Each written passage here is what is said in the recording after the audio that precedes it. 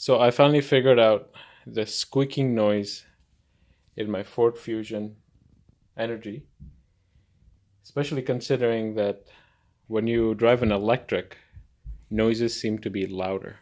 And there's an annoying squeaky sound on the rear deck.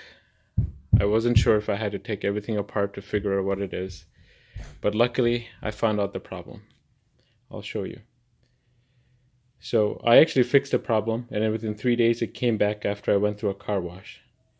So what I fixed or tried fixing was not permanent. So I'll show you an example. This side is no problem. If I press down with my fist, no noise. When I press down on this side,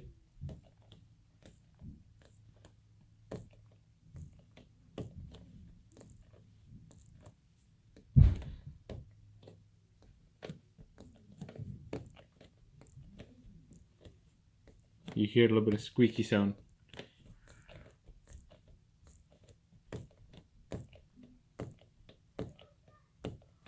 It was actually much worse before I fixed it. It was on every single bump I went to. And if you live in Chicago, you know that you go over bumps all the time. So the way to fix it is you open the trunk, and then you can see the white lithium grease I put inside it.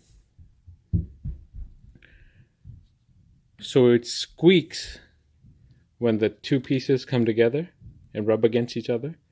So you clean it with Windex or some cleaner inside and put white lithium grease. And then you also put grease on top so it doesn't squeak when it hits the lid right over here.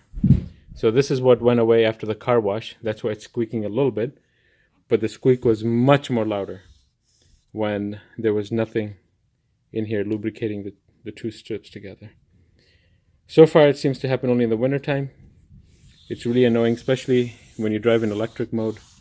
When there's no engine noise, you hear every single squeak in this car, and this one was by far the most loudest. So hopefully you guys can fix this without taking apart the rear trunk lid.